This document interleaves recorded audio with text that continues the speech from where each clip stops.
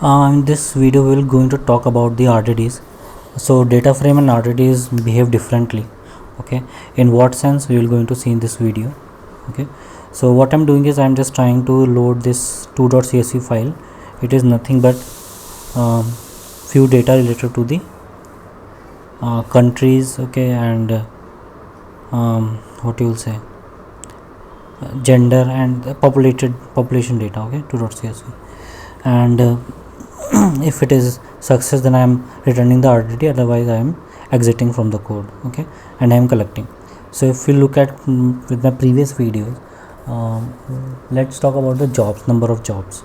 Okay, so in the previous video, if we talk about the Spark, okay, Spark, which where we are inferring the schemas and then we are loading the data. So for that one, it has created 2 jobs and 3 other job. The third job is for the show, okay, and the number of tasks were 1 for reading the task, which is reading, okay, one task is for inferring, one task is for collection.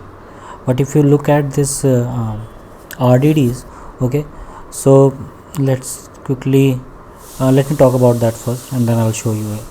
So let's talk about the job. So there will be only one job, okay, one job means collect job, okay, single job. In that one we will going to have two tasks. Why 2 tasks? Because this text file will going to store in 2 partition, okay. So why in 2 partition? Because it exceeding the 128 MB of data, okay. So that's why the Spark is storing into 2 files. That is, sometimes it might it's not permanent, okay. And so here in this case it will going to serialize the data from driver to worker node, okay, because it will pushing that data for the execution, and that's why it is doing the serialization, and then worker node doing the serialization. So let's quickly see that, and let me open it in the new tab, okay.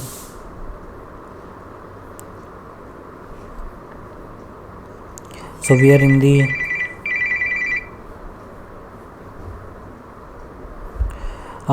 the jobs tab, okay, and if you look at this, we have only one job, okay, we have only one job, and in that job you can see there are 2 tasks, okay, the number of tasks are 2.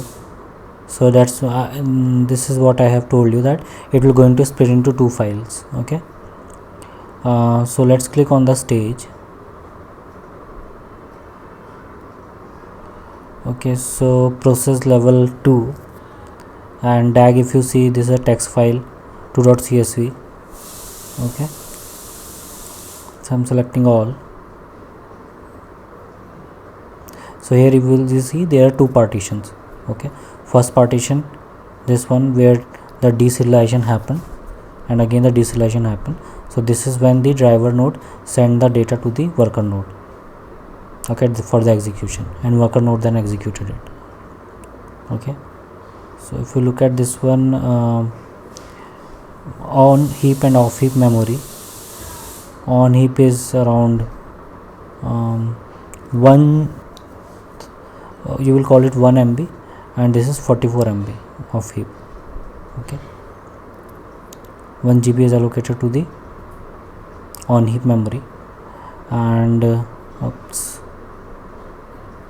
let me click on it again, and here you will see that the serialization time is 6 millisecond, okay. So what happened is that this particular job has first it serialize the data, okay, and send it to the, so serialization is taking only at one place, because then the same data is copied to the other nodes, that's why, and the other nodes are deserializing it, as you can see it here, okay. And if you look at the SQL data frame, let's click on that, okay. So what was the job number? Job number was 9, okay. So if you look at this one, there is no job 9 is created, okay. So there will not be any SQL data frame for it, okay.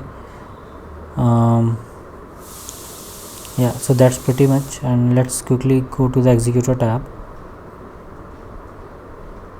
Okay, so there is no shuffle write and shuffle read happened.